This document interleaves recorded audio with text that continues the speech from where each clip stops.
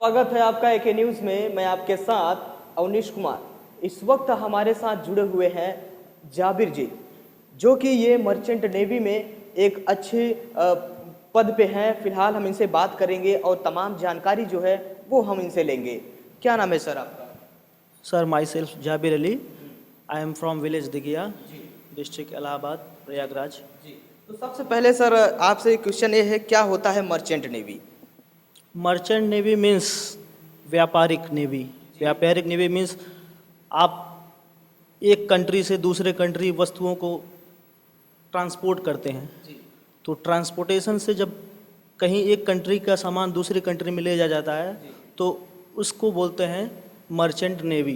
जी मतलब merchant navy का मुख्य उद्देश्य यह है कि एक देश से कोई भी वस्तु जैसे तेल, पेट्रोल, डीजल, गेहूं, सीमेंट जी और वैल्यूएबल वस्तुएं कंटेनर में काफ़ी वैल्यूएबल वस्तुएं जाती हैं, जैसे कि कोई कंट्री टेक्नोलॉजी अच्छी मशीन बना रही है, कोई कंट्री बना रही है अच्छी कारें बना रही हैं, तो ये सब वस्तुएं जहाज, पानी वाली जहाज के थ्रू एक देश से दूसरे देश को बेची जाती हैं, पहुंचाई जाती हैं। तो इसी को कहते हैं मर्चेंट नेवी।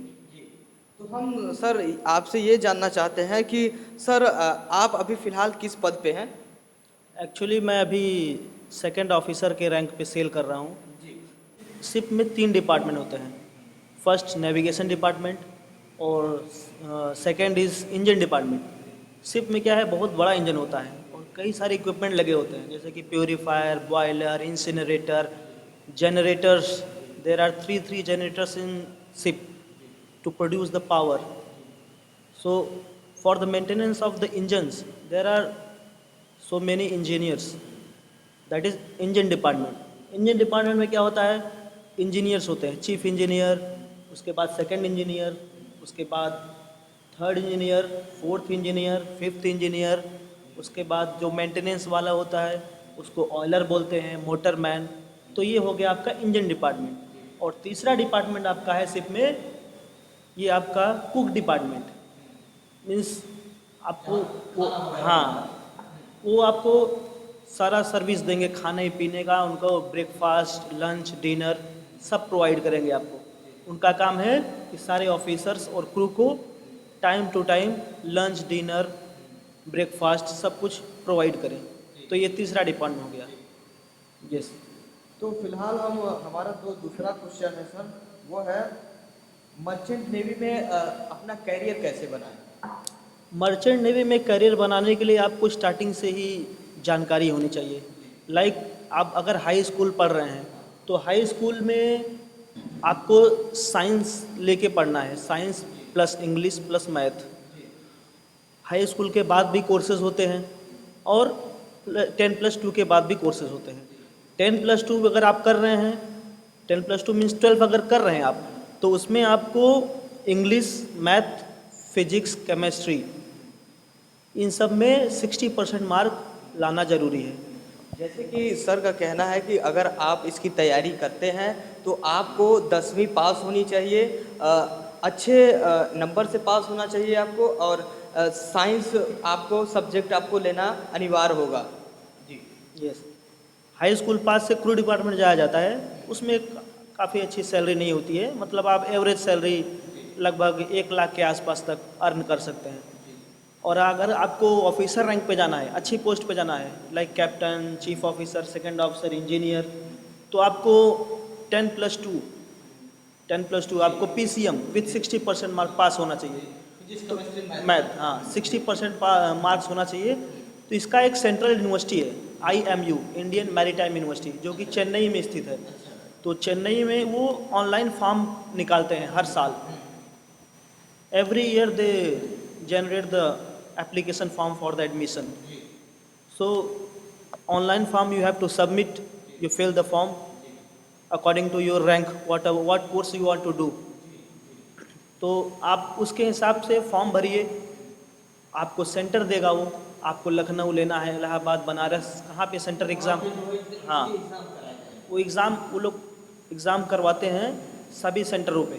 तो आप वहाँ जाइए, एग्ज़ाम दीजिए, फिर आपका ऑल ओवर इंडिया रैंक बनेगा। रैंक नंबर आपका जितना मार्क होगा उसके हिसाब से रैंक बनता है। फिर आपकी काउंसलिंग होगी। काउंसलिंग होगी तो काउंसलिंग करवाएंगे, रैंक वाइज इसके कॉलेजेस हैं। अगर जैसा आपका रैंक आएगा उसके हिसाब से कॉलेज में एडमिशन मिलेगा। अगर आपका रैंक हाई है, अच्छे नंबरों से पास किया है, तो अच्छे कॉलेज में आपका एडमिशन होगा। तो अच्छे कॉलेजों में अगर एडमिशन हो गया तो वहाँ कैंपस सिलेक्शन भी हो जाता है, क्योंकि बड़ी बड़ी जो फॉरेन की कंपनियाँ हैं लाइक मस्क लाइन, के लाइन, स्कॉर्पियो, आईएमसी, ये सब बड़ी बड़ी विदेशी कंपनियां हैं, टीके टैंकर्स, जो कि अच्छी सैलरी प्रोवाइड करती हैं। तो इसमें अगर आपने अच्छे स्कूल में एडमिशन आपको मिल गया तो जान लीजिए आपका कैरियर बन गया, क्योंकि वहाँ बड़ी बड़ी कंपनियाँ आती हैं, इंटरव्यू लेंगी आपका और आपको जॉब पे ले जाएंगी। अगर आपको आपका नंबर कम आ गया, अच्छी रैंक नहीं आई, तो आपको लोअर क्वालिटी के आपके कॉलेज मिलेंगे। तो जो लोअर क्वालिटी के कॉलेज हैं, हाँ, उसमें आपको सिलेक्शन नहीं होगा, उसमें पढ़ाई ठीक से नहीं हो पाएगी, टीचर्स नहीं मिलते हैं। तो वहाँ से अगर आप पास आउट कर भी गए तो फिर जॉब के लिए आप दर दर भटकेंगे, मुंबई दिल्ली ऑफिसों में जाके वहाँ रिज्यूम देंगे, उनसे रिक्वेस्ट करेंगे सर कोई जॉब है क्या, if you have any vacancy please let me know. Then they will tell you that we want 5 lakh 4 lakh, then only we can give you job. इस तरीके की आपको परेशानी झेलनी पड़ेगी अगर आप अच्छे कॉलेजों से नहीं करते। तो अगर आपको अच्छे कॉलेज से एडमिशन मिल गया, वहाँ से आपने पास आउट कर लिया, तो आपको जॉब ढूंढने की ज़रूरत नहीं। अच्छा सर, ये हमारा तीसरा क्वेश्चन ये है कि अ, बच्चों को हाई स्कूल में कितना परसेंट होना चाहिए इसके लिए? मिनिमम 60%। 60%। हाँ, इंग्लिश में नीचे रहता है तो? 60% से नीचे रहता है तो इसमें होना मुश्किल है। हाँ, और फिर वही इंटरमीडिएट की बात करें तो? इंटरमीडिएट में भी physics chemistry math PCM plus English 60% mark is required. या चाहिए होता है। यस।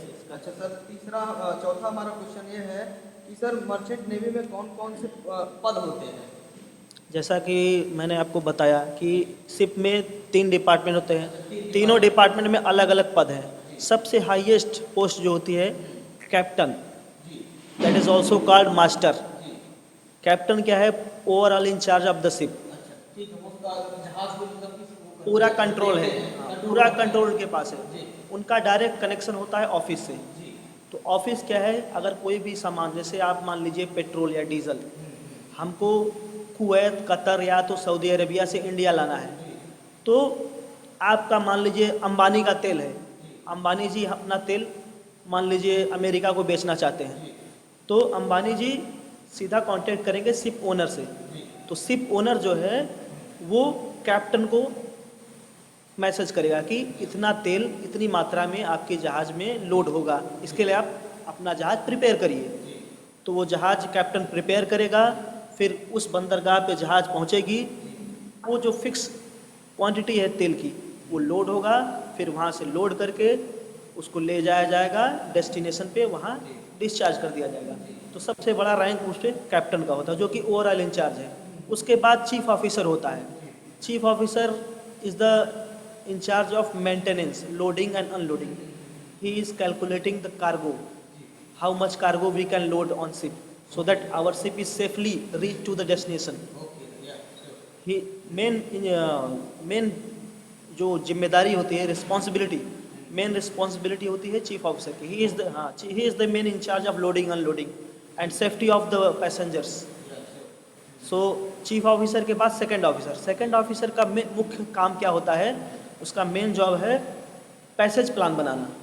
जैसे कैप्टन के पास आ गया मैसेज कंपनी से कि आप जहाज़ को साउथ कोरिया से सिंगापुर ले जाइए, साउथ कोरिया से हमको फला चीज़ लोड करना है और सिंगापुर में डिस्चार्ज करना है, तो कैप्टन बोलेगा सेकंड ऑफिसर को कि आप पैसेज प्लान बनाइए सिंगापुर से, साउथ कोरिया से सिंगापुर का।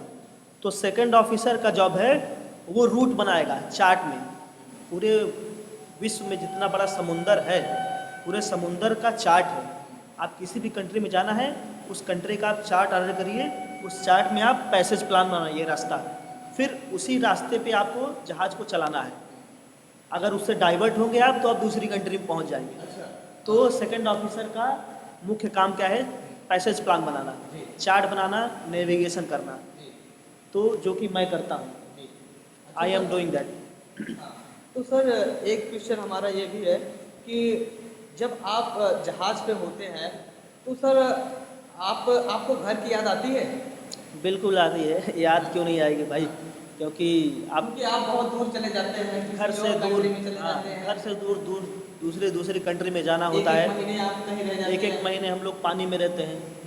तो आजकल इतना आधुनिक हो गया है ज़माना कि जहाज़ पे भी लोग वाईफाई प्रोवाइड कर रहे हैं, सैटेलाइट फ़ोन है, सैटेलाइट से वाईफाई एंटेना है, तो उस पे भी वाईफाई कनेक्शन मिलता है ताकि आप अपने फैमिली से जुड़े रहें, आपको याद आए। पहले के ज़माने में ये सारी सुविधाएं नहीं थी, तो लोग क्या, एक एक महीने पे जब किनारे लगती थी जहाज़ बंदरगाह पे, तो वहाँ का सिम कार्ड लेके आप मोबाइल में लगा के, या तो लैंडलाइन था तो लैंडलाइन से घर पे बात करते थे। तो ये सारी जब जैसे जैसे ज़माना आधुनिक होता चला गया, वैसे वैसे सिप भी आधुनिक हो गए। आजकल ऐसा है कि टच स्क्रीन सब कुछ है उसमें, जहाज़ में आपको कुछ बटन यूज़ नहीं करना है, आपको कुछ करना है टच स्क्रीन कर दीजिए आप, सारे बटन फटन टच स्क्रीन। तो वाईफाई की सुविधा प्रोवाइड की गई है सिप पे, आप 24 घंटे वाईफाई से कनेक्ट घर पे रह सकते हैं। आप वीडियो कॉल व्हाट्सएप के जरिए, आईमो के जरिए अपनी फैमिली से जुड़े रहिए। ये सारी सुविधाएं दी गई हैं सिप में। अच्छा सर, वही खाने की बात करें तो सर खाने क्या क्या प्रोवाइड किए जाते हैं इसमें? खाने के लिए तो मैं आपसे बताना चाहूँगा कि जितना अच्छा खाना आप सिप पे मिल जाएगा, आपको घर पे मिलना मुश्किल है। क्योंकि सिप में क्या है, सिस्टमेटिक ढंग से आपको time to time breakfast at 7 AM, lunch at 12 noon, dinner at 6 PM, और डेली मेनू के हिसाब से ब्रेकफास्ट मिलेगा, डेली चेंज करके मेनू के हिसाब से डेली आपको लंच मिलेगा, डेली आपको डिनर मेनू के हिसाब से डेली चेंज करके, और आप मटन खाइए, चिकन खाइए, एग खाइए, फिश खाइए, डेली आपको प्रोवाइड है। दाल, रोटी, चावल, फ्रूट्स हर खाने के साथ, स्वीट्स हर खाने के साथ, प्लस आपका जूस अलग अलग फ्लेवर के हमेशा रखे रहते हैं। जूस पीजिए, आइसक्रीम खाइए, चॉकलेट खाइए, मैगी खाइए, कुछ भी आपको खाने की कोई भी दिक्कत नहीं, और किसी प्रकार की समस्या नहीं खाने पीने की। खाने पीने के लिए आप एकदम निश्चिंत हो जाइए। और एक सबसे अच्छी बात, ये जितनी भी चीज़ प्रोवाइड कर रही है सिर्फ खाने पीने की, रहने के लिए आपको, आपको कास्ट भी देना पड़ता है सर? हाँ वही मैं बोलने जा रहा था आपसे कि ये सारी सुविधाएं फ्री ऑफ कॉस्ट है। फ्री ऑफ कॉस्ट है? आपकी सैलरी से 1 रुपया भी नहीं कटेगा। आपको ये सारा जितना भी आप खा सकें, जितना खा सकते हैं आप खाइए।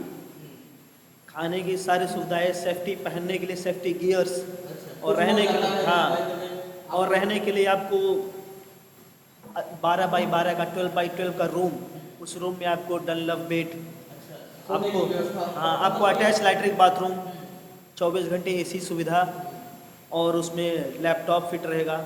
आप कुछ भी काम कर रहे हैं, वाईफाई है, घर पे बात कर सकते हैं।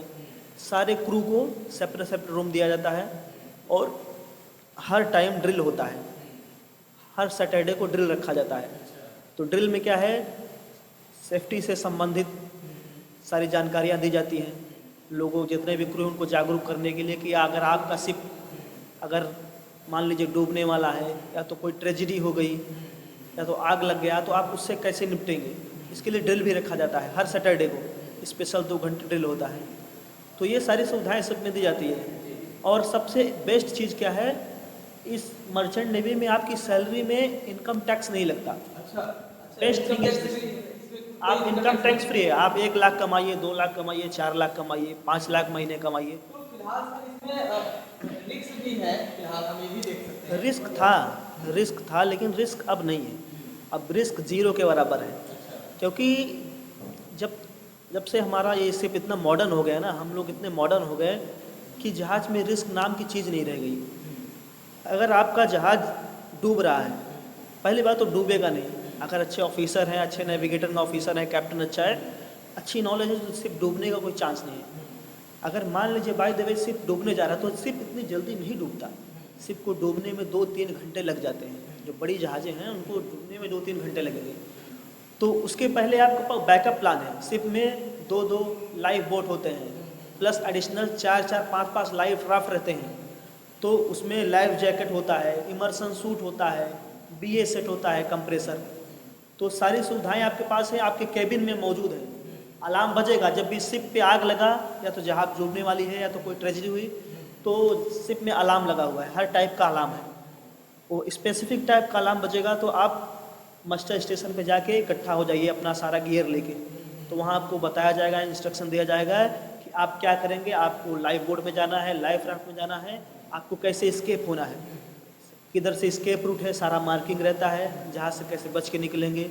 और वो ड्रिल जो होता है हर सैटरडे, उसमें सब यही सिखाया जाता है कि आप कोई ट्रेजेडी हो तो आप कैसे बचेंगे। तो रिस्क का तो अभी तक तो मैं 7 साल से 2015 since 2015 I am doing this job, अभी तक तो कुछ मुझे नहीं पता चला कि कोई रिस्क है, बहुत स्मूथ जा रहा है।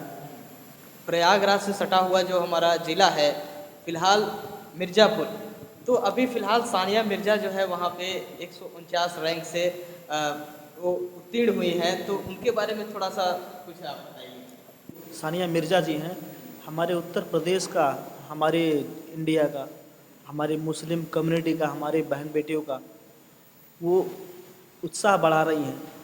उनके लिए, इन सभी सारी लड़कियों के लिए वो इंस्पिरेशन है।